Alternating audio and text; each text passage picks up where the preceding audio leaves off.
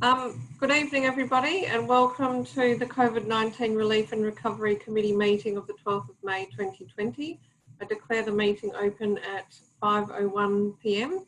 and start by acknowledging we meet on the lands of the Whadjuk people of the Noongar Nation and pay our respects to elders past, present and emerging.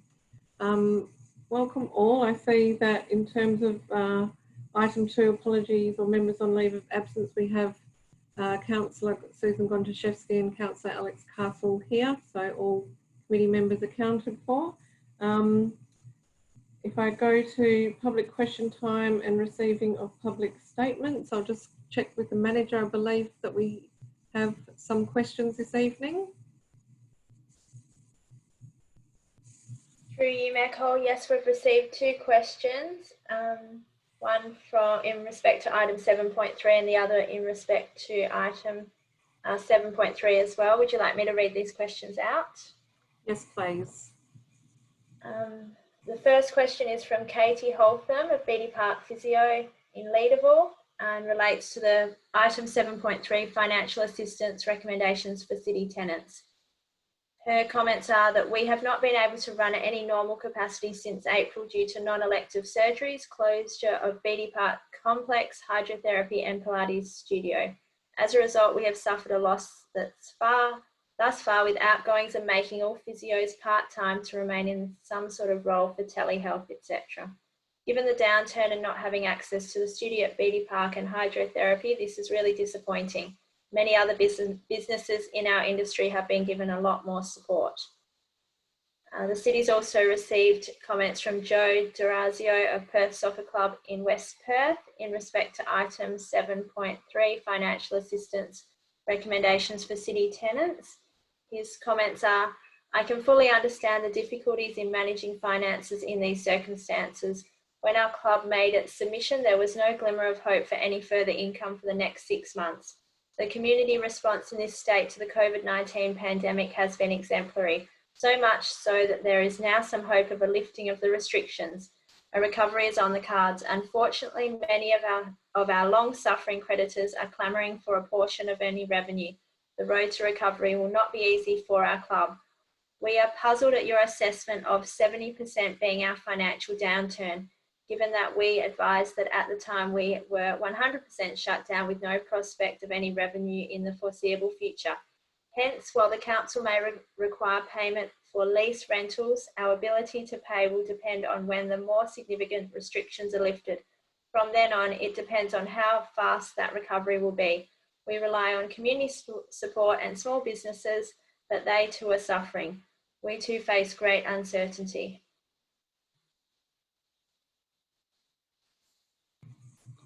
Thank you very much, Manager, for those questions, and we can go to those for discussion when we're dealing with that item on the agenda this evening. Also just noting for the record that the agenda does contain the city's responses to the previous public questions taken on notice at last week's COVID-19 committee. So we'll move to the next item, which is declarations of interest. Are there any declarations of interest this evening, please? Through you, Mayor Cole, just to note that we've received the repeat of Councillor Castle's declaration of impartiality in relating to item 7.2, being that Councillor Castle's daughter participated in an unpaid and voluntary YMCA educational program. Thank you very much, CEO.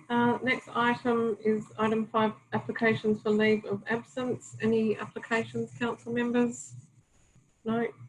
And item 6, confirmation of minutes. This is for the COVID-19 Relief and Recovery Committee meeting of the 5th of May 2020. Could I please have a mover and seconder to adopt the minutes? Move Councillor Castle, seconded Councillor Gontaszewski. All those in favour? I declare the minutes carried. Thank you.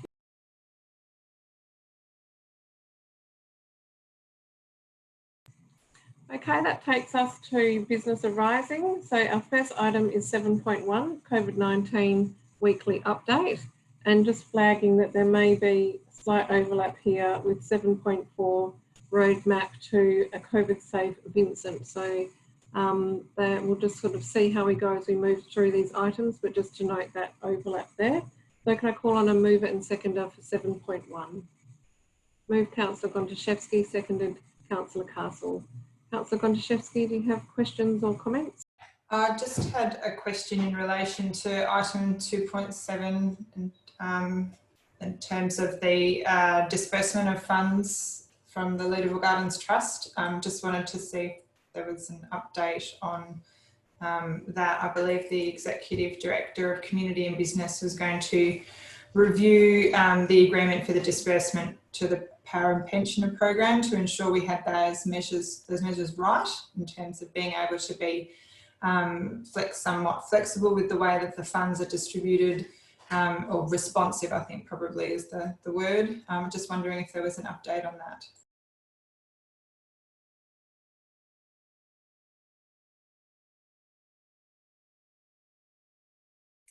Through you, Mayor Cole, thank you. If it's possible, I'd like to bring that back next Tuesday. There's still a few details that I'm working through. Thank you.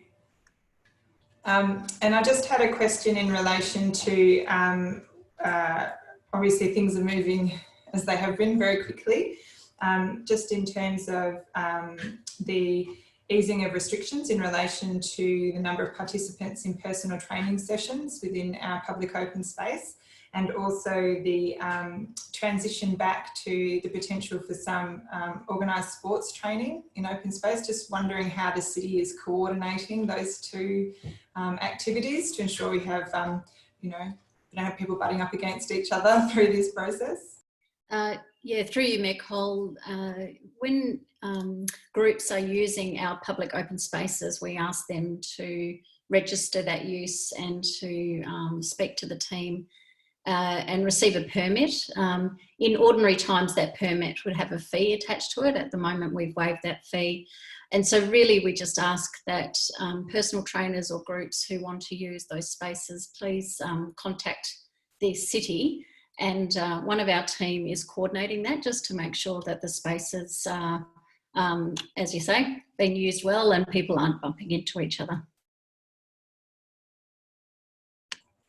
Thank you. And just in, if I could get some commentary in relation to whether there is any further movement on the use of water fountains within parks and reserves, given this increased activity.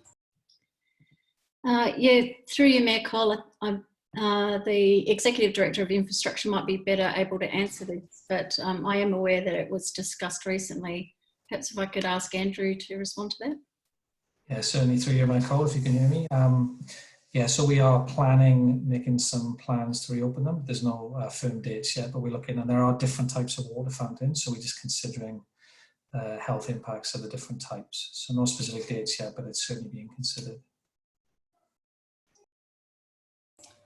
Nothing further from me. Thank you, Mayor Cole. Thank you, Councillor. Councillor Castle. Thank you, Mayor Cole. Just a quick question, a follow-up to a question asked by Councillor Gontaszewski in relation to sports training in our facilities. I notice in item 2.17, we've had some discussions with the 3 soccer clubs, but I'm just wondering if the roadmap that was released on the weekend addressed the ability of all sports to recommence training. I'm sorry if I have tried to have a look at what they're saying about different sporting codes, and I'm just wondering where we're at with that and how that's going to impact us.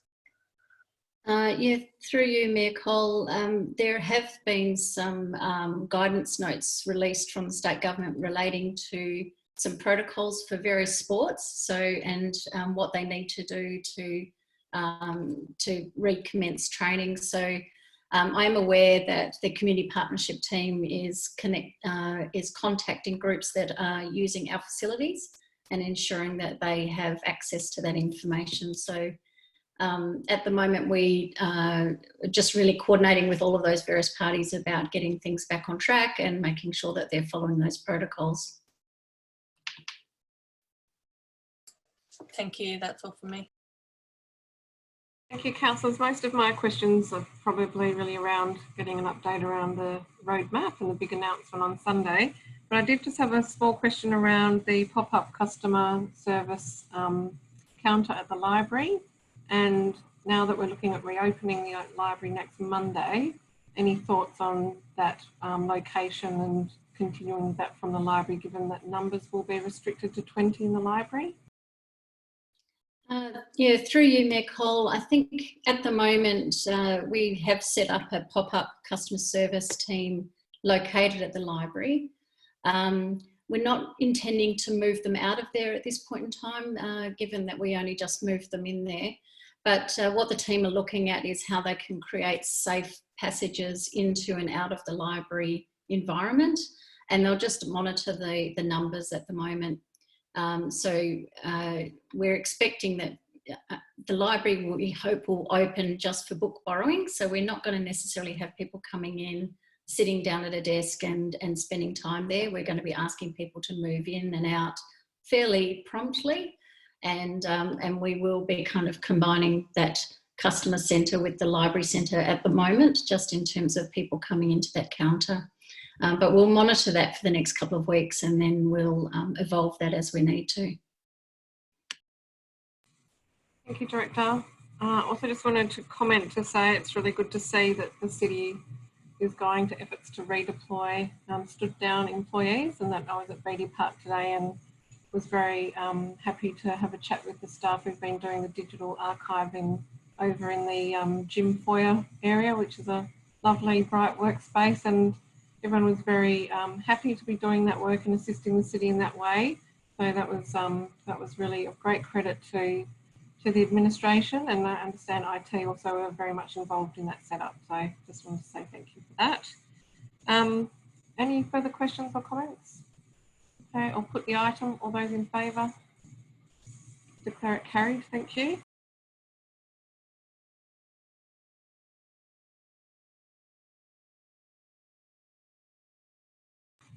Next item is 7.2 Leaderville Garden Inc. Trust COVID-19 Relief Fund recommendations, and this relates to the YMCA. Can I call for a mover and seconder for this item? Move Councillor Gontaszewski, seconded Councillor Castle. Just noting that there are confidential attachments to this item, and if you did want to go to any of the details in the confidential attachments, please do flag with me and we will need to move into confidential session. Over to you, Councillor Gontaszewski. Thank you, Mayor Cole. I don't believe I have anything that I need to raise in the confidential section of the meeting. My query in relation to this item, of which I'm very supportive of, just relates to whether any thought had been given at this early stage into how we might establish referral pathways into this service for young people who've been impacted by COVID-19, and also how we will be ensuring that we are reaching young people within the city of Vincent. I'm aware that YMCA has a very broad group of people who access their services, but obviously these services are to provide support for a city of Vincent residents, and just wondering if there's been any thoughts on that so far. Yes, through you, Mayor Cole, if I'm able to answer. Kate from the Community Partners team. Yes, sorry, could you hear me? Yes, I'm just saying welcome, Kate, to the meeting. Nice to have you here. Thank you, thank you.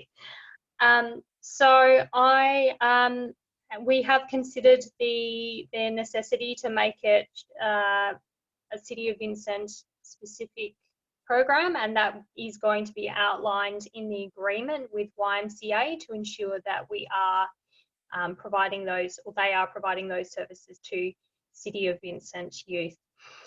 In terms of the referral pathways, we will be utilising our networks within the City of Vincent, both social media and in the community services sector and the youth and education sector, in order to reach those clients and promote the services that YMCA are offering. And we'll be strongly encouraging them to engage with local other youth services as well to do likewise. Thank you, Kate. That's great. I just had a question in relation to the wording of the recommendation. In recommendation 2, it talks about the limit specified in confidential attachment 2. However, in the financial and budget implications section of the public agenda, it does also reference an amount, and just wondering whether it would be prudent to ensure that we put the amount, given that it appears to be there is an amount that appears to be in the public realm, into the recommendation rather than the words within the limit specified in the confidential attachment. I'm just wondering if there's any commentary on why that particular form of words was chosen. Through you, Michael, I think Maluka, the manager of governance, could answer. Thank you. Through you, Mayor Cole, the wording we used was consistent with the previous reports, and in that, in those instances, there were the allocation of funds to several organisations. In this instance, because we are only allocating these funds to YMCA, and we have included a maximum amount, and we're making it clear that it's up to that maximum amount. So I think that was, the wording had to be clear that we weren't necessarily committing to allocate that exact amount. It was just to the maximum. But because we've included that amount in the agenda, which is public, and we believed it was appropriate to include that amount just up to that maximum, we could amend recommendation 2 to include that amount, if you'd like to move an amendment to that effect. Yes, thank you, Manager. I will do that. So can I move an amendment to recommendation 2 to delete the words within the limit specified in confidential attachment 2 and replacing them with to a maximum of $138,000. I can only call upon one person to second you. So yes, Councillor Castle is seconding you. Thank you. Do you wish to speak to the amendment? No, I do not. Councillor Castle? No? Okay. Back to you, Councillor Banaszewski. Do you have anything further? No, but do you want to vote on the amendment, or shall I speak to the substantive? Oh, my apologies. I'll put the amendment. All those in favour? Declare it carried. We're back to the substantive. Nothing further from me, except that I'm very happy to see this progressing, and again, very congratulations to the team for keeping these discussions ongoing in such a busy time. This is fantastic work. Councillor Castle? Thank you, Mayor. Yes, I agree. I'm very happy to support this item, and I think this element of the areas that we're looking to fund with this particular EOIs is an important one in both youth space and in mental health. So I'll be very pleased to see this project in place. I did have one brief question around what happens next. So as we've just amended, what we will approve is a determination up to a limit of $138,000, but there is still some negotiation to go on in relation to that amount, and I'm just wondering what you foresee happening with that, or what are you taking into account?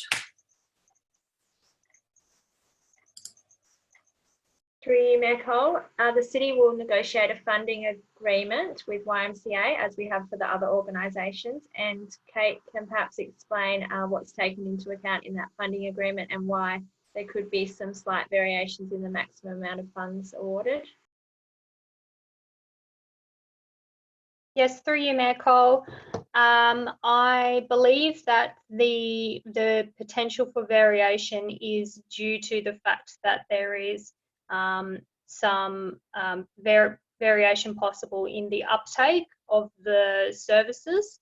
So there would be an intention there perhaps to split the payments over the time period of the grant to review whether the uptake of the program was sufficient for the funds to be expended to that maximum.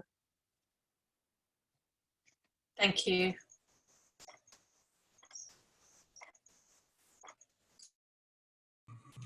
Thank you, Councillor Castle. I'll just add also that I think this has been a good process so far, where we've received EOIs, particularly with this example, parts of the EOI we didn't feel was appropriate for the particular funding stream that is on offer, and it's been a really good example of the staff going back and working with the provider who had some really good ideas and exploring those and sort of tightening that up to ensure that the funding released is really targeted and really goes towards these issues that have been experienced due to the COVID-19 pandemic around youth support, homelessness and domestic violence. So I think that the package that we've put together thus far has been a really good one, very targeted and really going to those areas of great need and sort of tackling support from our pensioners through to our youth in Vincent. So thanks very much, team, and look forward to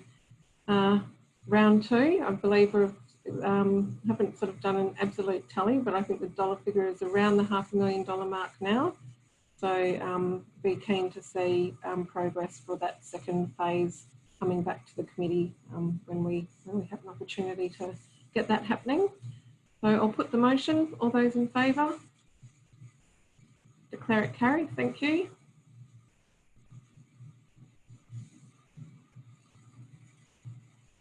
Next item on the agenda is 7.3 financial assistance recommendations for city tenants. Can I call for a mover and seconder? Moved Councillor Castle, seconded Councillor Gontaszewski. Councillor Castle. Thank you, Mayor Cole. Yes, I have a couple of questions. The first is in relation to, can you just explain how the city has estimated the downturn for each of the applicants, on what basis? Because I noticed from the questions that doesn't necessarily align with what the tenants believe their downturn to be.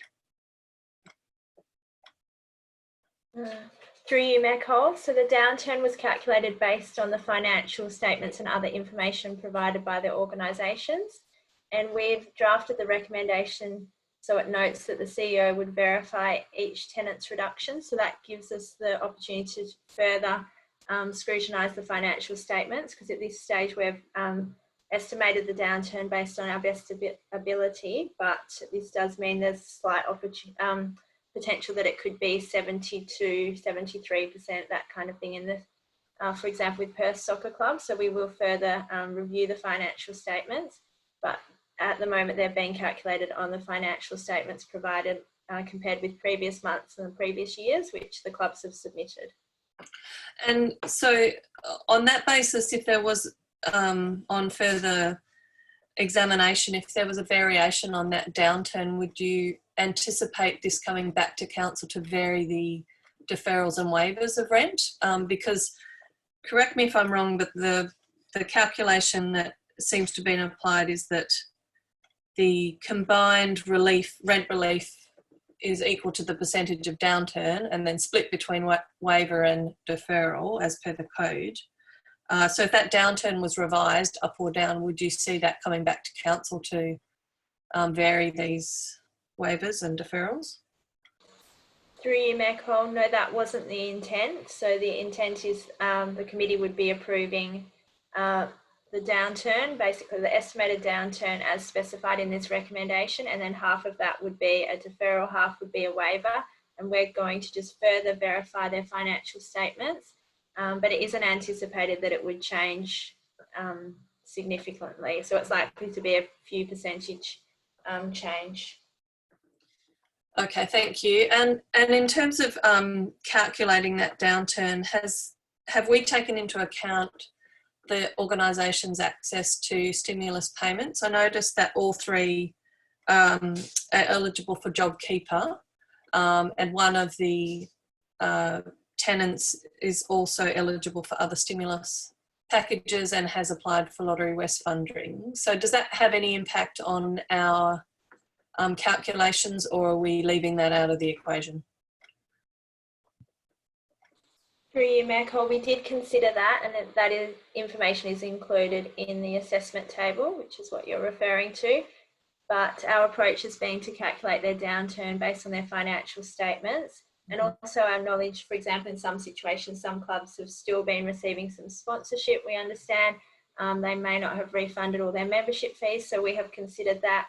We've also considered, so this is just over a 3-month period, so we've just considered what the downturn over those 3 months is likely to be in coming up with our recommendation.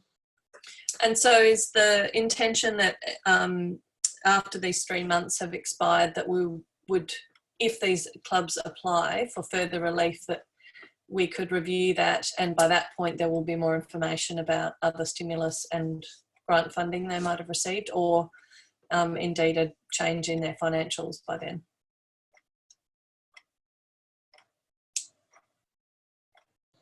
Through you, Mayor Cole, sorry. The proposal is at the moment we can only really calculate a downturn for 3 months, given that things with COVID-19 are changing rapidly. So the proposal is we'd go back to council in July so that we can review their financial statements again for this next period, and then make a recommendation on the current financial statements as at that date. Okay, thank you. And just another question in relation to item 1.2, the B Park Physio. I'm just wondering, was this business shut down or partially shut down as a result of BT Park being shut down, or because of other restrictions around physiotherapy services, or both? Through you, Mayor Cole, I can probably answer that one. So the physio is an independent body, but obviously when BT Park is open, then they get a lot more foot traffic, and they have a lot more customers who come through. So at the moment, but whether they are open or closed is dependent independently on the requirements of the government and the regulations therein. So I do understand, and the comments earlier on at the beginning of this meeting indicated that they have a bit of a skeleton staff on, and that they're doing some virtual consulting. Thank you. So is it correct to say that they could have access to their premises even if the rest of BT Park was closed or partially closed? Correct. So through you, Mayor Cole, they do have access to their offices and to their premises, but they were restricted from being able to use the pool areas. So they referred to hydrotherapy, for example, so they weren't able to provide those services to their customers. Okay, thank you. Yeah, I really just wanted to clarify some of those details. I'm supportive of this particular item. I think that we've applied a robust method of calculation. Obviously, there's always an element of estimation given what we don't know yet and what we don't know what's going to happen in the next few months. But I think this is a good start in terms of giving these businesses some relief. I expect we'll get more applications through from other similar organisations, but I look forward to seeing those. And if the need arises in June when these waivers and deferrals expire, that we can review those situations and see how those organisations are travelling.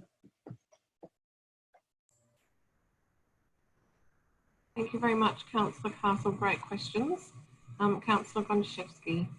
No, Councillor Castle's covered it all for me. I'm supportive of this item, and again, I'm very appreciative of being able to do these assessments and bring forward these items to offer relief to commercial leaseholders in such a timely fashion and are consistent with the National Code of Conduct. Thank you, council members. You've left little for me to say. Appreciate your comments. Look, I think the issue here is that we are applying the National Code. We're still waiting for that to be finalised for Western Australia, but we're doing what we can within those guidelines now. And I appreciate the staff have applied that, and that we will continue to address these issues as they arise for our tenants in our buildings, noting that this is a very difficult time for them and that we are wishing to provide relief so that they can come through this period and continue to operate. So thank you to the team. I'll put the motion. All those in favour? Councillor Castle, have you frozen again? Is anyone receiving Councillor Castle? Yes, I can see Councillor yeah. Castle. You can say Councillor Castle. I am voting in favour of the motion. Oh, okay, sorry, I apologise. You had frozen for me there, so I think that's carried. Okay, the last item for this evening under business arising is the roadmap to a COVID-safe Vincent. This was provided by email and is really the update flowing from the Sunday night announcement from Premier Mark McGowan about what phase 2 means for Western Australia. So I'll go to a mover and seconder for this item, please.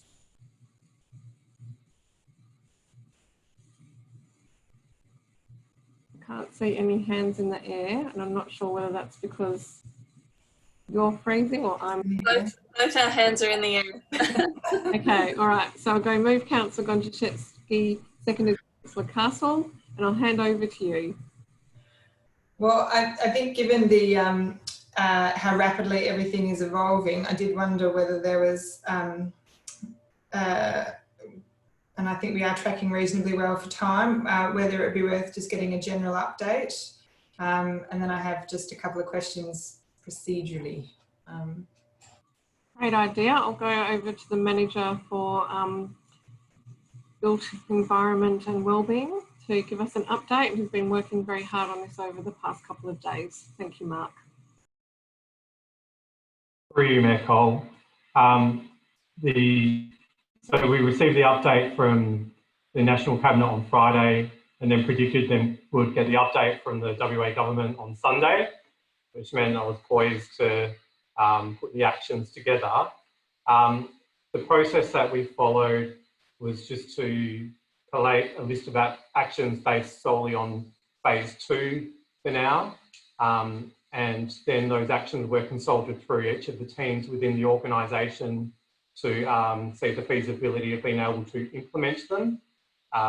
In terms of the overview of phase 2, one of the biggest factors is the increase in numbers to 20, and factors around surface touching have been moved to phase 3, which means that our focus for phase 2 is really around easing some of that social distancing aspect. And that's what's really formed the roadmap for Vincent coming up for the next 4 weeks. Thank you. I think my question in relation to the roadmap is how it fits with the current key action section of our relief and recovery strategy. I believe that the recommendation talks to including this document or the attachment in the relief and recovery strategy. I believe it may have referenced including it as an attachment. So I just wanted some clarity around its relationship to the existing key actions and whether there was some merit in perhaps incorporating the two so that we just have one actions list. Is that the intention? Yeah, through you, Mayor Cole, that's absolutely the intention. For the purpose of this report, we just decided to package all of the information together.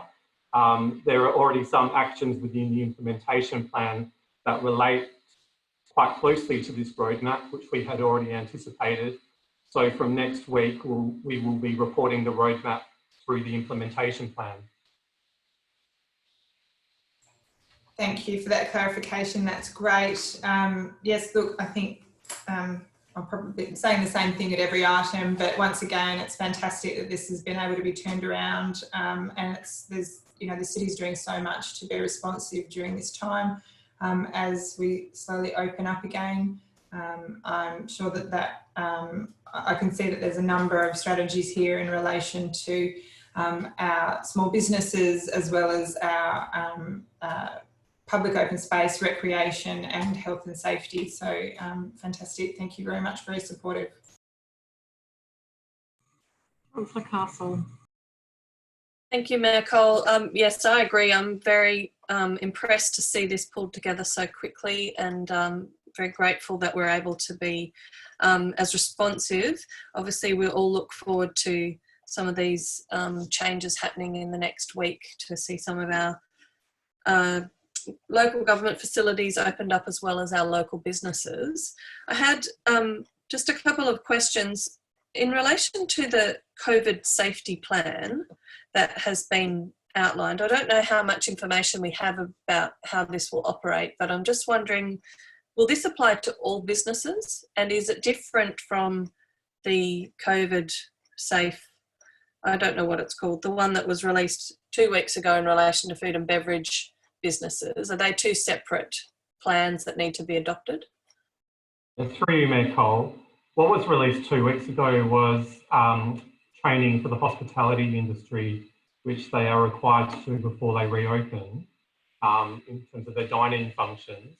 The COVID safety plan is a documented plan for managing all of their COVID risks and providing that assurance to members of the public around COVID safety. It doesn't just apply to businesses, it also applies to our community facilities and community groups as well.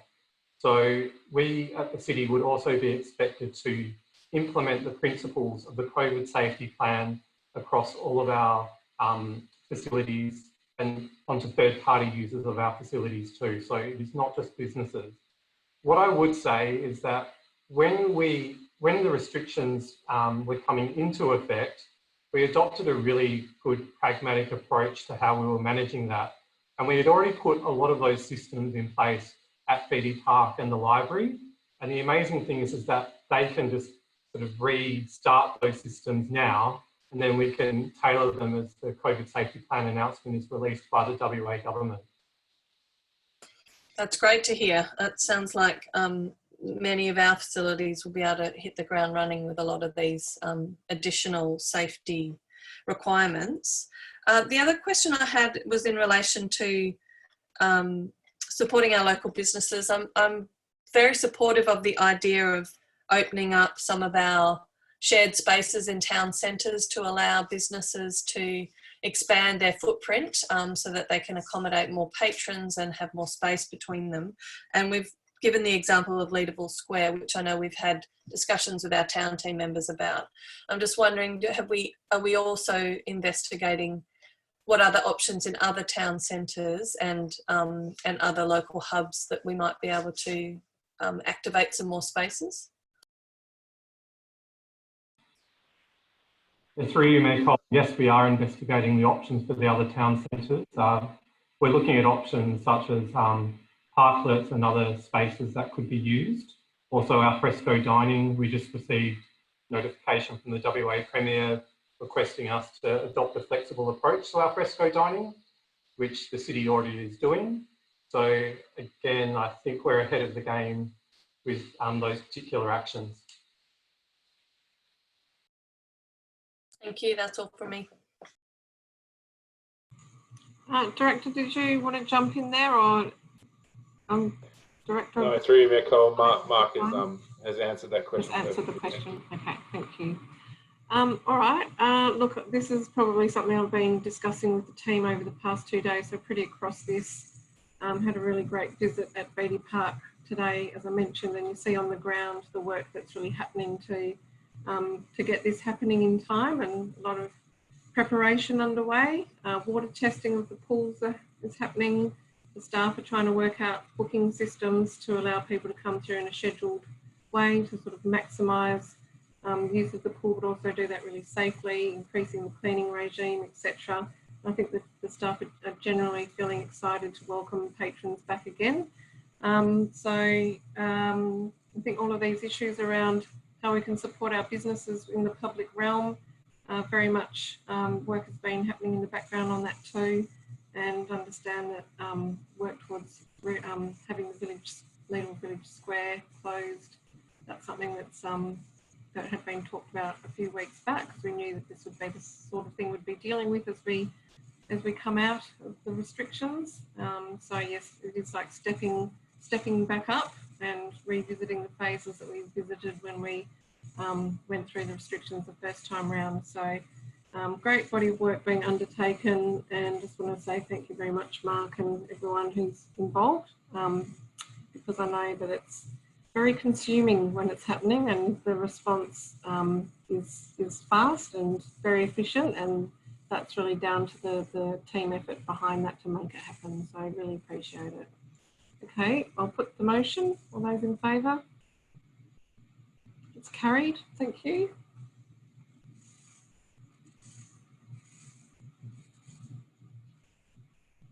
Announcements by the presiding member without discussion. Really, I think the main announcement is about phase 2, and we've really covered that already. So that's the big one that we're working towards this week, and looking forward to seeing people back in our libraries and at Beatty Park and our halls, etc. So I won't go on about that any further. Item 9, general business. Is there any general business to raise? No. Okay, we didn't have any confidential items this evening, so they're a nil. And the next meeting is on the 9th of May. That's not correct. What's the next Tuesday? Is the 19th. I'll say there's a 1 missing there. 19th of May. So far, we only have listed the weekly update. There may be other items to join that, but I'm also noting that we do have a council meeting that evening, so that may be why. But I guess that at that stage, that's actually the beginning of phase 2 being in place, so it'd be a good opportunity to talk through how we've managed to get there. And following meeting, there's a few more items on there to discuss. So we've done pretty well this evening. We do have a council briefing following in 15 minutes, so good timing to end the meeting at 5:43 p.m. And thank you all for your attendance and for your contributions this evening. Thank you.